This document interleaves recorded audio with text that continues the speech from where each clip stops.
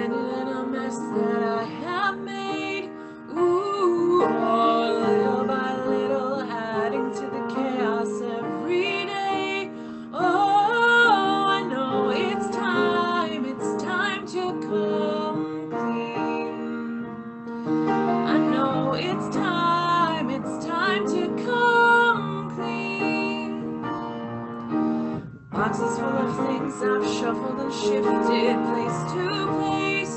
Ooh, all the years of me, everything I want to keep and throw away.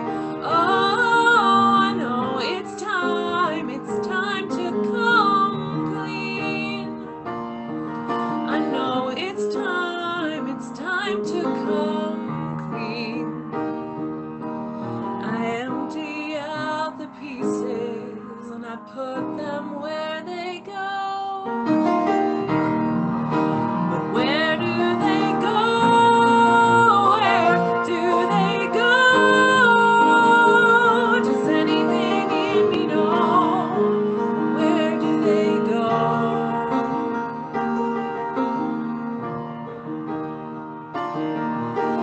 Finding what I've covered and holding it up to the morning light. Ooh, I'm opening my life a little at a time, and it's alright. Oh, 'cause it takes time to come clean. Yeah, and I know it's time to come clean. Picking up the pieces and I put them where they go. Where do they go? Where do they go? Does anything in me know? Where do they go?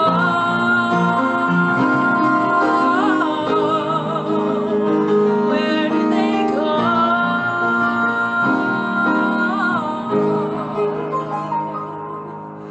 I'm picking up the pieces.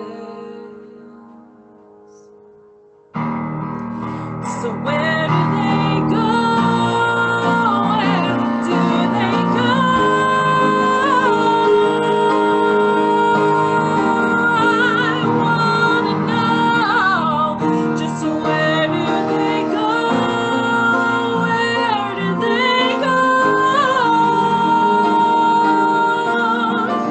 Because I need to know, just where do they go?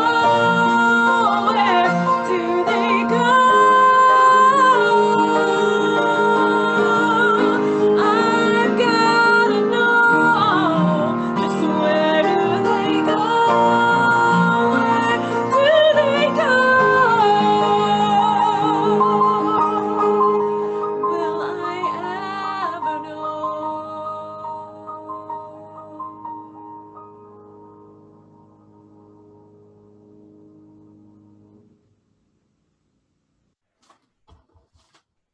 Well, good afternoon, everyone, and welcome to the Boulder Valley Unitarian Universalist Fellowship's Zoom service. We're glad you all found us. I'm Reverend Lydia Ferrante Roseberry, the minister of this congregation, and I'm joined today by Service Associate Brigitte Vieira, Tad Koryath and Emily Jaworski, who just offered us that beautiful piece of music. Mary Stackpole and Amy Austin are also providing music today. And of course, our vital tech ushers, Deborah Mensch, Don Price, Cameron Wise, Mary Stackpole, and Herb Axe. We couldn't do it without you. As I say the welcome words today, I invite you to shift into gallery mode if you haven't already done so. It's up on the right-hand corner of your Zoom window, and scroll through the screens so you can experience the lovely diversity of this congregation. You are all welcome here today. In the beauty of languages, cultures, skin tones, shapes, and sizes that come together in your uniqueness, you are welcome here. In all the ways you experience and express gender, you are welcome here. In all the ways you make your living, in all the places you are from, you are welcome here. Muslim, pagan, humanist, Jew, Buddhist, mystic, Christian, Unitarian, Universalist, with all the traditions, excuse me, with all the traditions that inform your spiritual life, you are welcome here today. And whether you are a first-time visitor or a long-time member, we welcome you. Whether you come with laughter in your heart today or with tears, you are welcome here.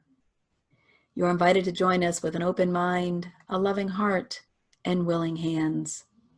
We welcome you here today. I am saddened to share with you that this past week we have been notified of 2 deaths in our congregation.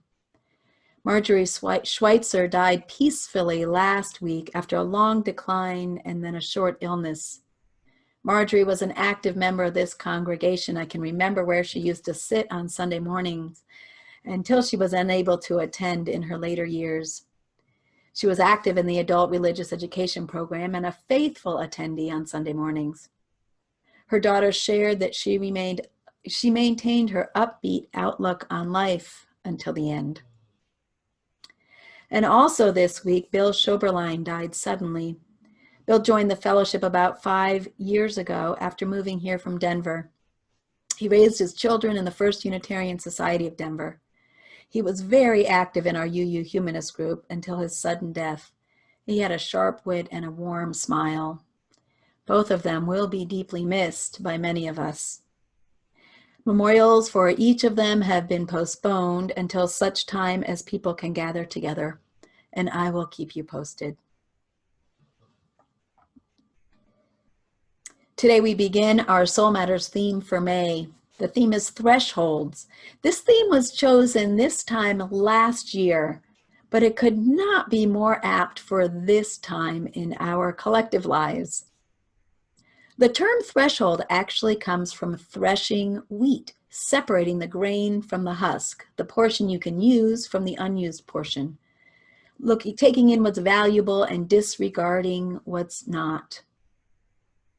We often think about thresholds as times when we are crossing over into something new, into a door, or even into a marriage. So certainly in these times of such upheaval, we are in a threshold moment, discovering new things about ourselves while the coronavirus reveals to us the deep fissures in our society, just as any crisis will do. I'm excited to be presenting this service today with Brigitte.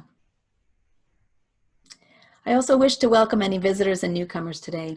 We're glad you found us and hope that even in this virtual community, you can experience the warmth and love of this congregation. Every Sunday is different here, so please come back a few times to really get to know us. If you are new to us and want to stay connected, please see the chat window and open up our link to the first-time visitors page, or email your information to our office manager, Carol Pranschke, who is at officemanager@bvuuf.org. Her address is also in the chat window. If this is one of your first visits and you would like to briefly introduce yourself, I invite you to use the raised hand option in the participants window to show us you would like to speak. Don Price, our tech usher, will call on you and he will unmute your microphone for you. And then just please tell us the name and tell us where it is that you are zooming in from so we might better get to know you. The self-introduction is, of course, completely optional.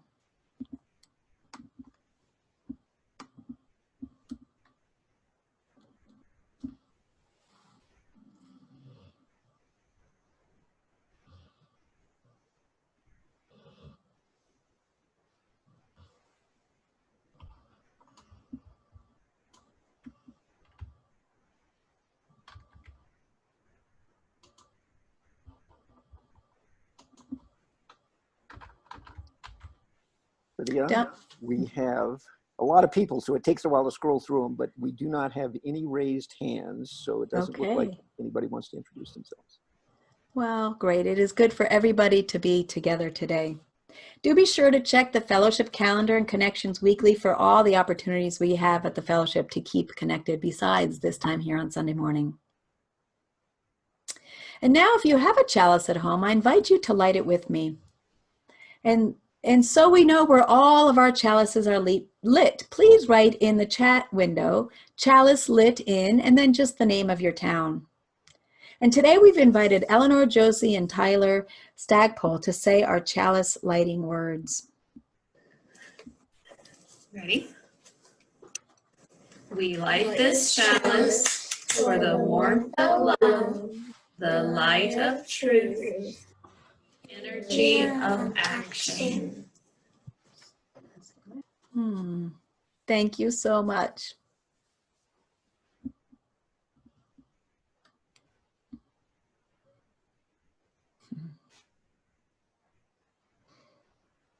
I now invite you to center yourselves again with the sound of the bowl.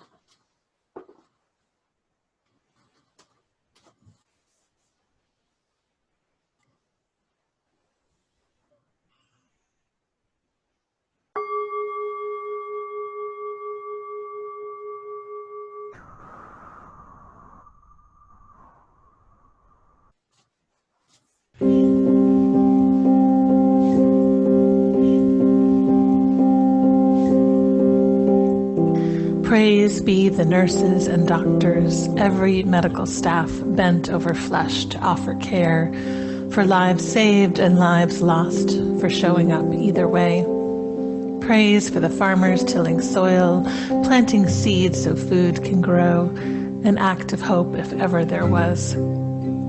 Praise be the janitors and garbage collectors, the grocery store clerks and the truck drivers barreling through long, quiet nights. Give thanks for bus drivers, delivery persons, postal workers, and all those keeping an eye on water, gas, and electricity. Blessings on our leaders making hard choices for the common good, offering words of assurance. Celebrate the scientists working a way to understand the thing that plagues us, to find an antidote, and all the medicine makers. Praise be the journalists keeping us informed. Praise be the teachers, finding new ways to educate children from afar, and blessings on parents holding it together for them. Blessed are the elderly and those with weakened immune systems, all those who worry for their health. Praise for those who stay at home to protect them. Blessed are the domestic violence victims on lockdown with abusers, the homeless and refugees. Praise for the artists and poets, the singers and storytellers, all those who nourish with words and sound and color. Blessed are the ministers and therapists of every kind, bringing words of comfort. Blessed are the ones whose jobs are lost, who have no savings, who feel fear of the unknown gnawing. Blessed are those in grief, especially who mourn alone. Blessed are those who have passed into a great night. Praise for police and firefighters, paramedics, and all who work to keep us safe. Praise for all the workers and caregivers of every kind. Praise for the sound of notifications, messages from friends reaching across the distance. Give thanks for laughter and kindness. Praise be our four-footed companions with no forethought or anxiety, responding only in love. Praise for the seas and rivers, forests and stones who teach us to endure. Give thanks for your ancestors, for the wars and plagues they endured and survived. Their resilience is in your bones, your blood. Blessed is the water that flows over our hands and the soap that helps keep them clean, each time a baptism. Praise every moment of stillness and silence so new voices can be heard. Praise the chance of slowness. Praise be the birds who continue to sing the sky awake each day. Praise for the primrose poking yellow petals from dark earth. Blessed is the air clearing overhead so one day we can breathe deeply again. And when this has passed, may we say that love spread more quickly than any virus ever could. May we say this was not just an ending, but also a place to begin.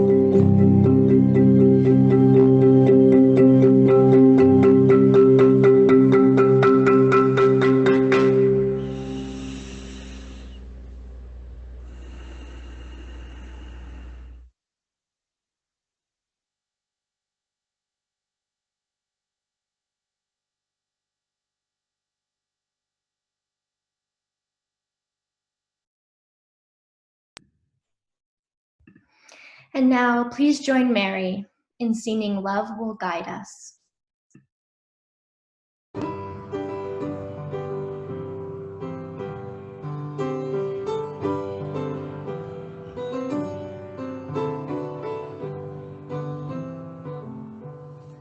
Love will guide us, peace has tried us, hope inside us will lead the way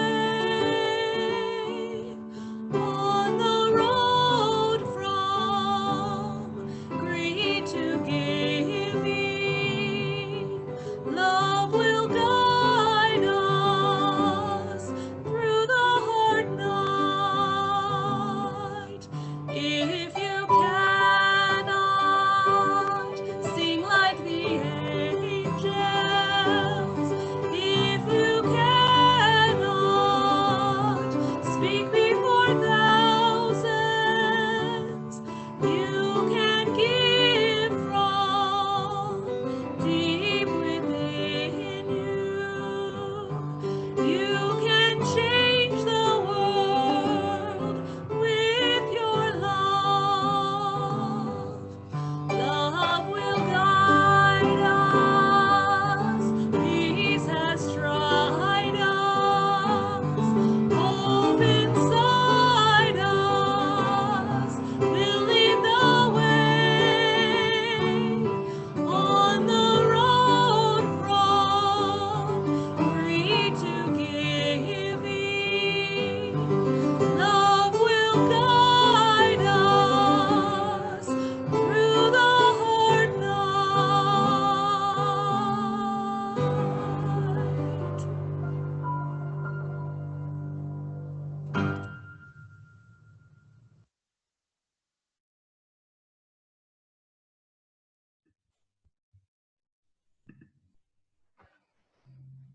As we gather this Sunday in the mystery of thresholds, may this short reflection, inspired by UU religious educator Martha Dallas, remind us to imagine a new way, a new self. Cleaning our clothes closets. Last month, Kevin and I moved to Kansas City, Missouri. The act and art of packing, moving, and unpacking reminded me of a shared ritual some of us choose to do, or perhaps more likely, our parents or partners ask us to do. Go through our closets. As we walk through the thresholds of our closet doors, we make decisions. How does one decide what to keep and what to get rid of? We ask ourselves, does this fit me? Why don't I ever wear this? And is this well-worn shirt too ratty to keep? In our closets, there are old things and new things to examine. When it was time to unpack the clothes I chose to keep, I placed them in a new closet, a much smaller closet than the suburban one I was used to. A closet 120 years old. As I hung up my summer dresses and blouses, I wondered what precious items were stored in this turn-of-the-century closet back then. When they looked in this closet to pick an outfit to wear for their Sunday services, what hymns were they humming? What sermons did they feel were important? What readings did they teach their children? The things they believed, their ideas about religion, are kind of like the clothes in our closets. Like our clothes, we need to look at our beliefs every so often and ask ourselves if they still fit. Perhaps they're too worn out to wear in public anymore. Maybe it's something we borrowed from someone else that we never really used anyway. We want our beliefs to reflect who we really are on the inside so that we keep the ones that still fit, still work, and still have meaning for us when we wear them. Like our clothes, there are some ideas still worth wearing. and sacred enough to pass on as heirlooms. And there are some ideas that have worn out. So here we are in a communal, collective, global threshold.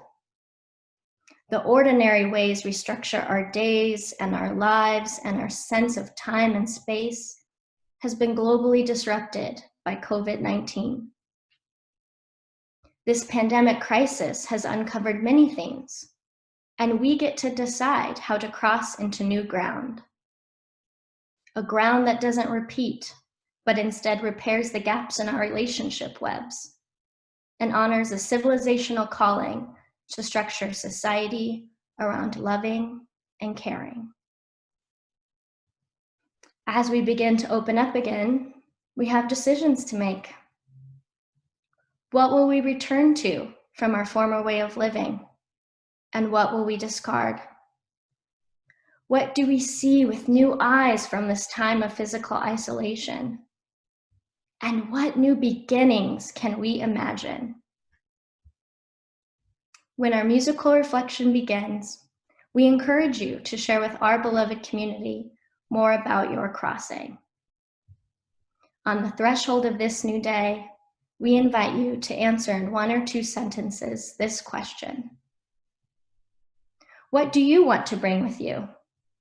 And what do you want to leave behind or keep out as we cross over?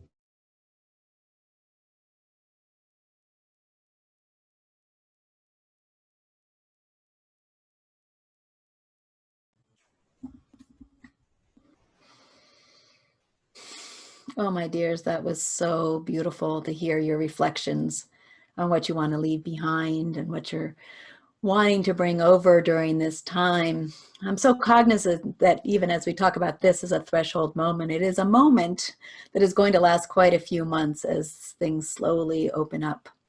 But it certainly is an important moment for us. In her book entitled A Paradise Built in Hell, Rebecca Solnit shares the story about her guide on a trip to Nova Scotia in 2003, just days following a devastating hurricane. She writes, "The man in charge of taking me around told me about the hurricane, not the winds that roared more than 100 miles an hour, nor the torn up trees, roofs, and telephone poles, and not even about the seas that rose nearly 10 feet. But he told me about the neighbors. He spoke of the few days when everything was disrupted, and he lit up with happiness as he did so. In his neighborhood, all the people had come out of their houses to speak with each other, to aid each other, to improvise a community kitchen, to make sure their elders were okay, and to spend time together, no longer strangers. It was a sense of happiness to see everyone, even though we didn't know each other," he said. In her book, Rebecca Solnit said she was struck by his joyfulness and how powerful it was. Her book is filled with stories like these.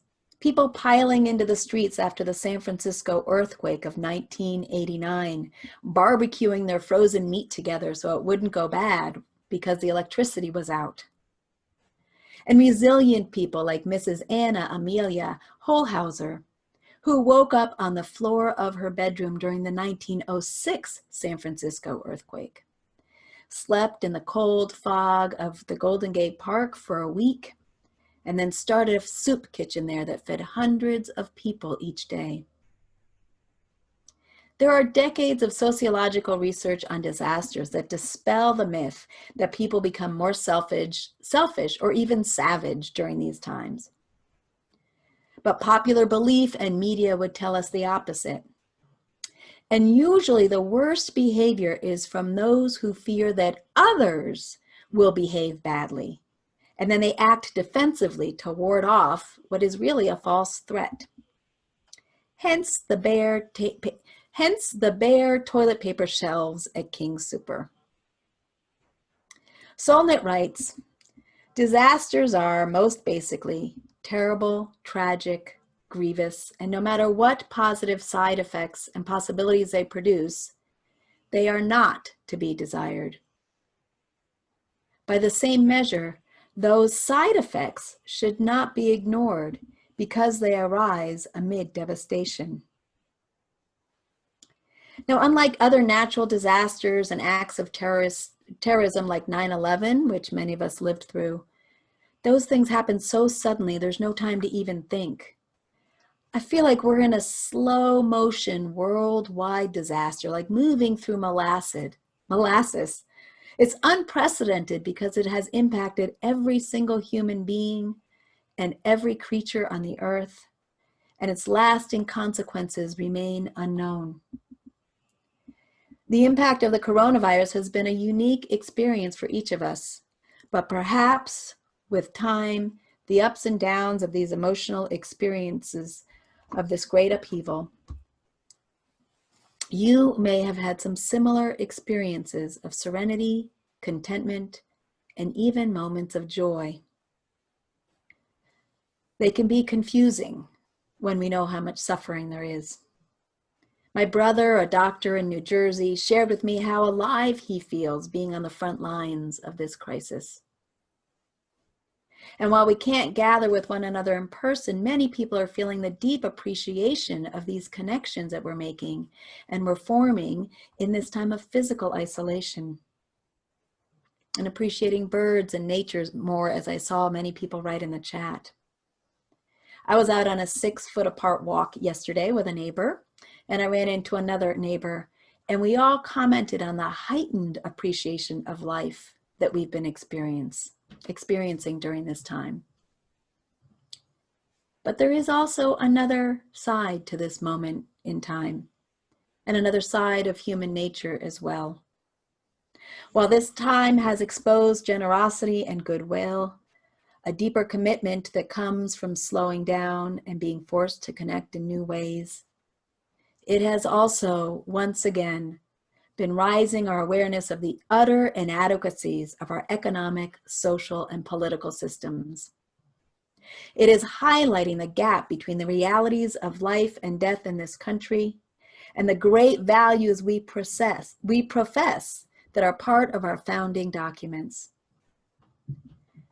The great divide in this country is impossible to ignore in times like these. At the same time that we've had a debilitating decay in public institutions designed to support all people, we've also had a concentration of economic power not seen since the 1920s. While many Americans live without financial security or opportunity, a relatively small handful of families hold much of the nation's wealth. Over the past decade, the wealth of the top 1% of households has surpassed the combined wealth of the bottom 80%. We have seen professional basketball players rapidly tested for the coronavirus, while healthcare workers are turned away. The affluent could retreat to their second homes in safety, relying on workers who don't get paid sick leave to deliver their food. And we know children in lower income households struggle to connect to the digital classrooms that they are required to attend to complete school. It is a nation in which local officials are issuing stay-at-home orders, and they must reckon with the fact that many of their people, hundreds of thousands of Americans, do not have homes to stay. Lacking private places, they must sleep in public spaces. Las Vegas printed rectangles on the asphalt parking to remind homeless residents to keep 6 feet apart. A New York Times op-ed stated that the act might as well have been a grim piece of performance art entitled "The Least We Can Do." This is the truth about what's happening in our nation, what has been happening, and what has been accelerating over the past number of years. The fact that we live with this knowledge of this vast discrepancy in how we treat people and the earth, it's not because we don't care. It's because we are so busy, and we've been trained to be so, by chasing a bill of goods we've been sold that are touted to make us happy. But now, perhaps, without some of those little sparkles and bangles and the special lattes and all the shopping and things that we might have been doing, now perhaps we might be able to experience another glimpse of happiness that is actually more about contentness and appreciation. It's really difficult. It's a difficult time we're in, but there is this glimpse. And ultimately, we do know deep down that what we consume is wrapped in a system of oppression. This perversion of human nature that moves us away from our generosity and our knowing of our profound interconnection with one another was described in the 15th and 16th century by the Algonquin and other indigenous First Nations when they saw the first white people arrive on this land. They called it Wetiko. They called it a mental illness, a soul sickness, and it's literally translated into the word cannibalism, the consuming of another's life for one's own private purpose or profit. It's often referred to as a mind virus, and it propagates the deep-seated illusion of believing that we are separate. And by being separate, we need to treat others either as competition or as prey. In this worldview in which fear is the basic condition, fight and exploitation seem rational, and empathy can seem ridiculous and sentimental. But when we are in these moments of crisis, what we see is empathy, generosity, an outpouring of love that is so instinctual that it cannot be denied. And now, 6 weeks after an almost entire shutdown, things are starting to open up again. We are pausing here at this threshold moment. And the pressure is going to be strong, and I mean really strong, to make us forget the goodness that we have felt and to resume business as usual. To forget the images and the stories of a government that once again was not prepared to take care of its own people and that protected the most privileged, protected the corporations, and in a grand show of pompous generosity threw a few coins towards most in need, a check enough to pay at most people's rent for 1 month. And at the same time, this government continues to ignore the deep structural inequalities that maintain personal gain for those in power. This is a form of cannibalism, of eating others for one's own gain. Now, in other times of crisis, good leadership created corrective change that shaped the course of this country towards our highest ideals. I'll share with you 2 examples.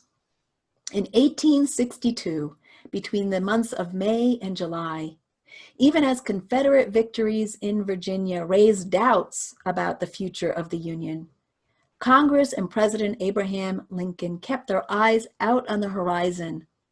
They enacted 3 landmark laws that shaped the nation's next chapter. The Homestead Act allowed Western settlers to claim 160 acres of public land apiece. The Morrill Act provided land grants for states to fund universities. And the Pacific Railway Act underwrote the Transcontinental Railroad. These were deeply visionary acts that really did shape our nation. They were, of course, imperfect and steeped in their own racism and oppressive practices that was endemic at that time, but they were structural changes for the common good, as best as those leaders could define that in their day. And then nearly 75 years later, in the depth of the Great Depression, with jobs in short supply and many Americans reduced to waiting in bread lines, much like we are beginning to see today, President Franklin Roosevelt proved similarly farsighted. He concluded that the best way to revive and sustain prosperity was not merely to pump money into the economy, but to rewrite the rules of the marketplace.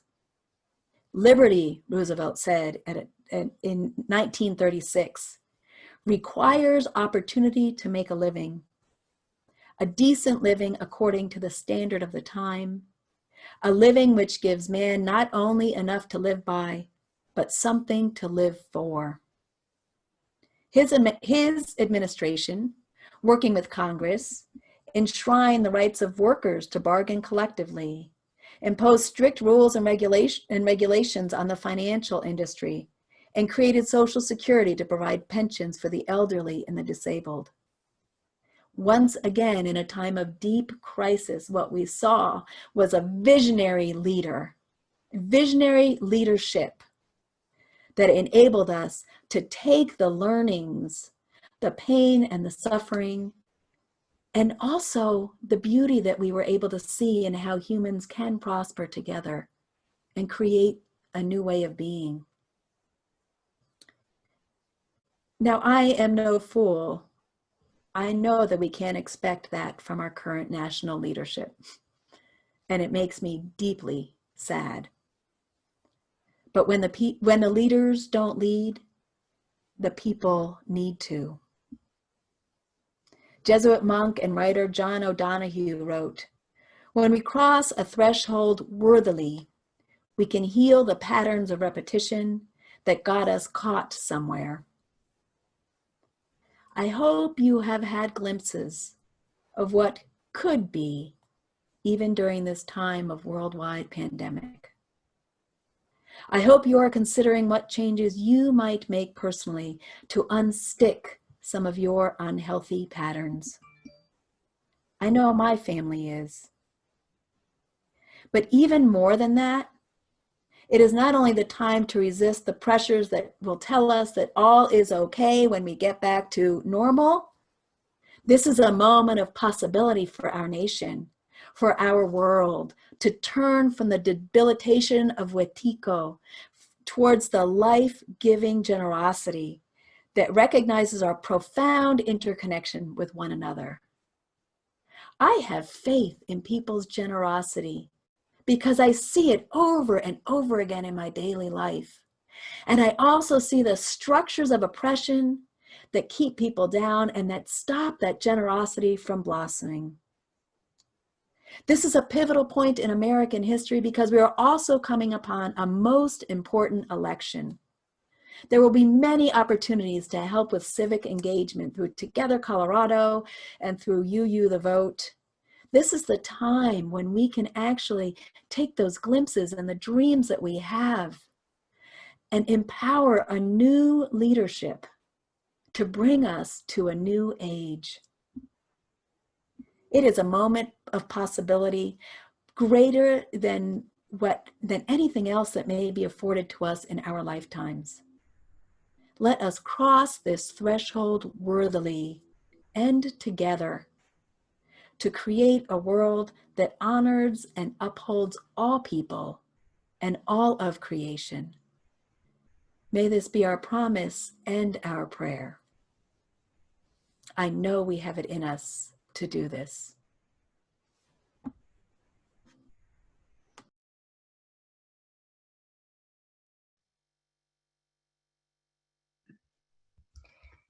Each week, we remind ourselves of the abundance of our lives and this community by giving half our plate away to those organizations that share our values. Today, we focus on the UU principle of justice, equity, and compassion in human relations and offer our plate to Safe Shelter of St. Vrain Valley, nominated by the women of Lively Longmont Ladies Luncheon, 4Ls. The Safe Shelter of St. Vrain Valley provides a comprehensive system of bilingual programs and services to address the needs of individuals and families who have experienced domestic and intimate partner violence.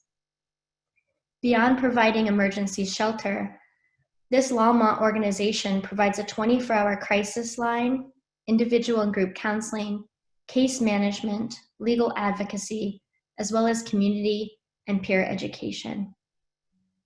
The COVID-19 era is a time of uncharted territory, and Safe Shelter has been developing new strategies to support individuals and families who, when facing pandemic restrictions, are not always safer at home. Recently, the state of Colorado authorized Safe Shelter to provide up to 3 months short-term emergency rental or mortgage assistance to eligible individuals impacted by relationship abuse who have been economically affected by COVID-19. Supporting Safe Shelter promotes their mission in advocating for the right of every individual to live a life free of intimidation, exploitation, and abuse, and enable all people to access a safe place to call home. Please give generously as the virtual plate passes, as you are able to.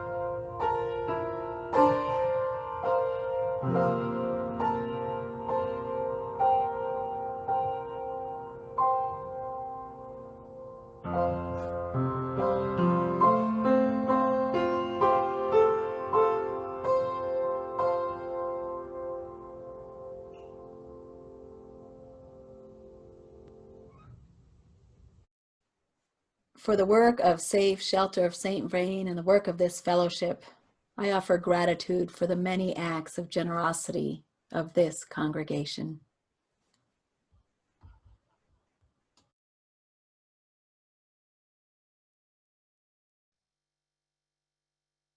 And now we sing. From you I receive, to you I give.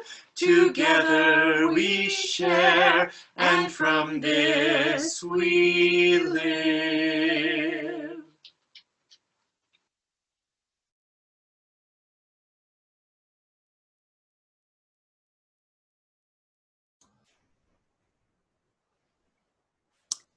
And now I invite us into our time of community connection, our time of sacred sharing. Don will remind you of how to let us know you'd like to share. And when you do, either by voice or by chat, please tell us your name and where you live, and then briefly let us know what is in your heart today. And I'll put a stone in our sacred waters on your behalf.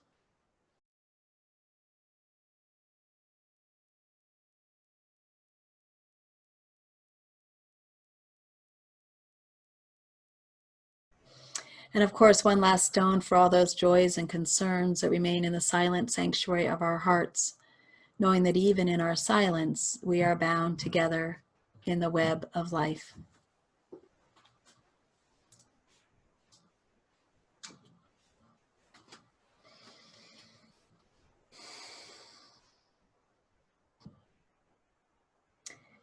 In these few moments now of quiet contemplation, let us name the paradoxes that we see in these times and honor the emotional upheaval, remembering that anything we may be feeling, all the ups and downs, it is worthy, even if in its complexity. Let us offer our compassion for those who are sheltered from the most intense impacts and simultaneously feeling the extreme privilege along with the real challenges of disrupted routines and social isolation. For those in our prisons and detention centers who have no choice but to remain sheltered and in very close and unsafe quarters. For those working outside of their homes with a mix of relief from economic distress and a fear of becoming sick or infecting others. For those who are home as parents, workers, and now teachers, with the intensity of all three roles balled up into the four walls of one house, who can simultaneously feel overwhelmed while also allowing for new forms of connection to emerge. And for all of those who have lost loved ones in this time, the feelings of complexity of grief, which are compounded in this time when connections, in-person connections, are so limited. It is a lot for each of us, no matter what situation you may find yourself in. Let us bow to the intensity of these times. And in that bowing, unshoulder some of the enormity that we may be feeling, some of the responsibility we may be holding that is not ours to hold. Blessed be, my friends.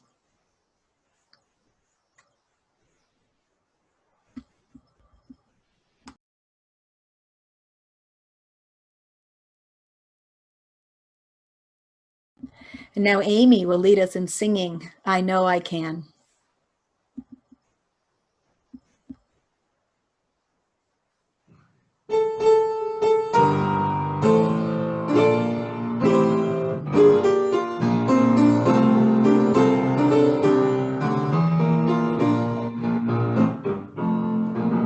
Though days be dark with storms and burdens weigh my heart, though troubles wait at every turn, I know I can go on when sorrow heals my soul and burdens make me strong. Though troubles wait at every turn, I know I can go on.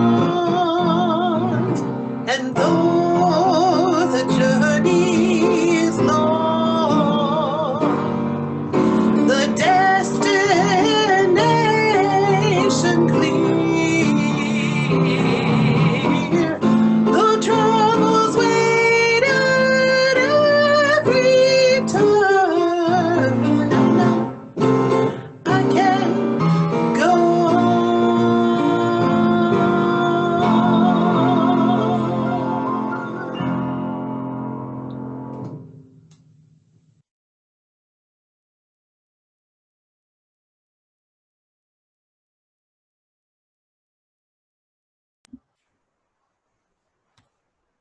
And now we extinguish our chalice.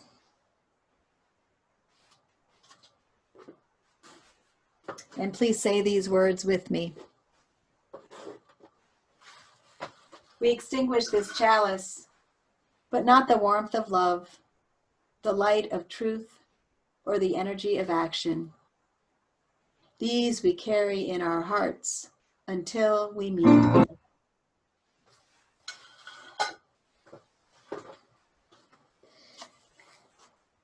And I close this morning with a poem by Annie Hillman.